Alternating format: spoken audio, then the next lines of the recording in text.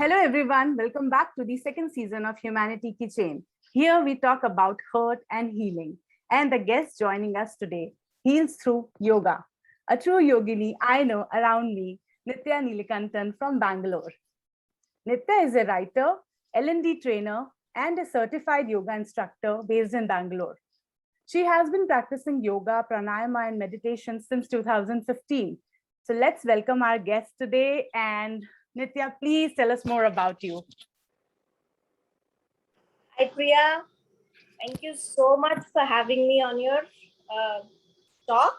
And it's so nice to hear and to share, my experience with people. So let me tell you a little bit about myself. Yes. As you've already introduced. So I live in Bangalore, and I've done a lot of training, not just in L&D, but also as a technical trainer. I used to work with skin and hair before, and then I transitioned into L&D after some time. So it was around the time that I transitioned into L&D that I got into yoga as well. And how it started was I was entertaining some clients at lunch someday, and one thing led to another in talks, and my client said, so you should do this particular yoga program with, Isha. They teach you such wonderful things, but the most important thing is they work on your breath. They teach you breath work. And I laughed. I said, Arey, we've been breathing from when we were born. Why do we need somebody to teach us about breathing? She said, no, trust me, it'll change your life. So I said, okay. The next chance that I got, and whenever the program was made available, I went and enrolled myself. And it was fabulous. It was just mind-blowing, but not just the fact that it was breath work. What really caught my attention was the inner peace that I had those 5 days from everything around. There was a special aura in the entire room. It was so beautiful that I said, okay, fine. If just a small portion of yoga can do this, imagine if you started practicing it for life. And that's how it started. I agree with you because my dad, he's 66-year-old, but he is like yoga is his life. And रोज सुबह उठ के he will do yoga, pranayam, breathing, and हमको डांट पड़ती रहती है. उठो यार, yoga करो, pranayam करो. So I know all the yoga asanas because of him.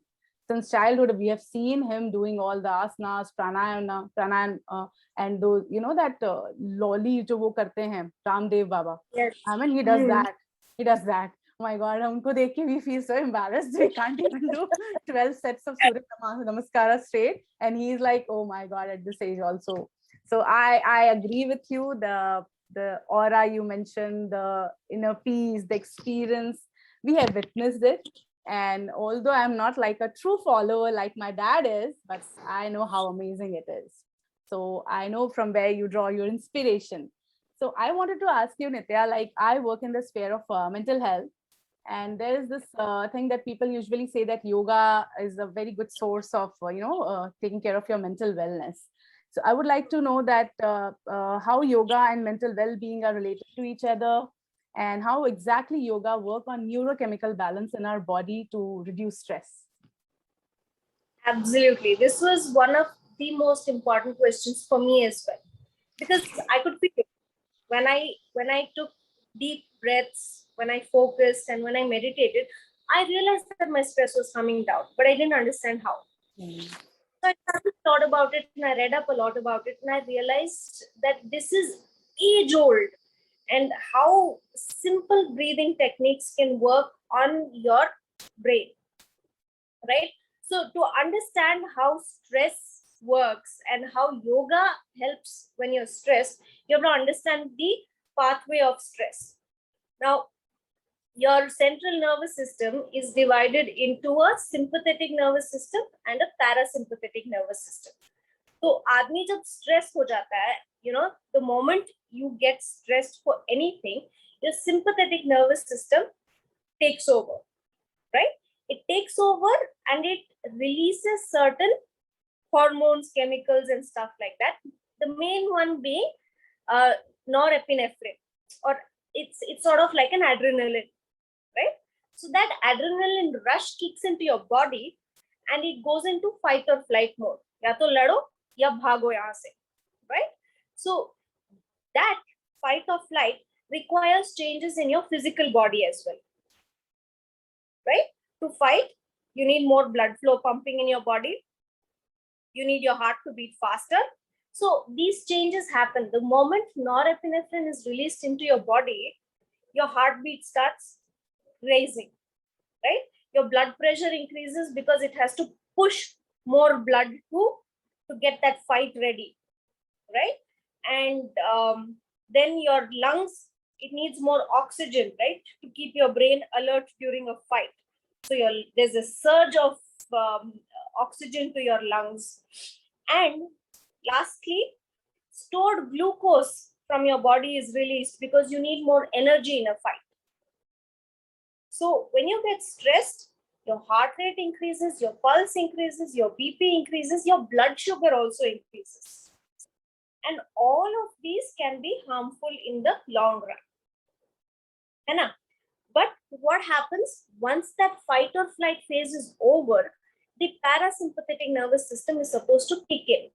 The parasympathetic nervous system releases something called acetylcholine, which then allows your heart rate to come down. It, brings down the lung capacity to normal. So normal amounts of oxygen start going into your body. It improves the digestive region also. Your parasympathetic nervous system is directly connected to your gut also. So blood flow goes back to your digestive system and your digestion starts happening properly. So all of this improves with the parasympathetic nervous system. But what has happened over time is that we are getting stressed for everything in life. We are getting stressed for absolutely the smallest thing, like stuck in traffic jam, lost my keys, even small things. So now our brain doesn't know the difference between lost my job, going through a divorce, wale big stress, and lost my keys, stuck in traffic jam, wala small stress. It's going to activate this entire system even for the smallest stress. Right.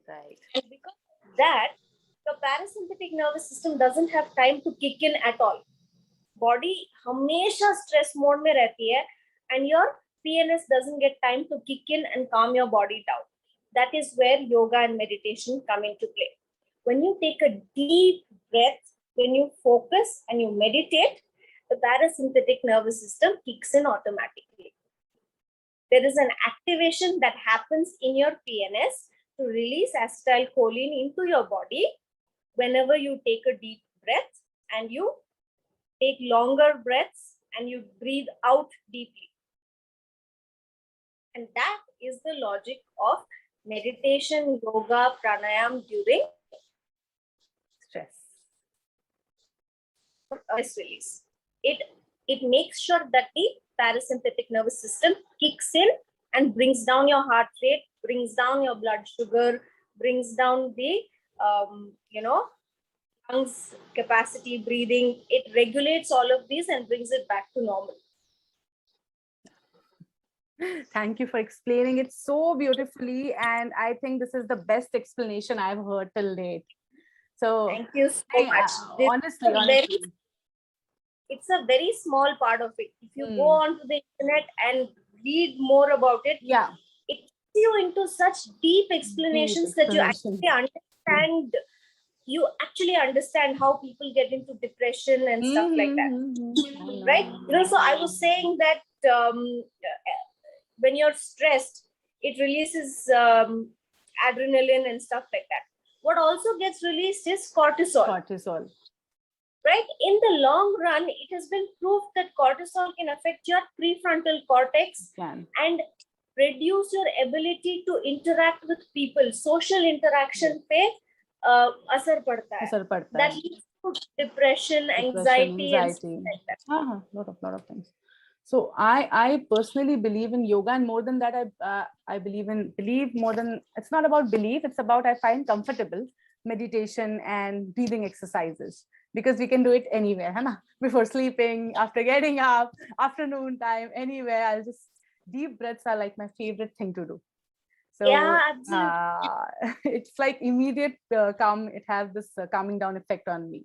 So I know how it Yes. helps you for your inner engineering sort of thing.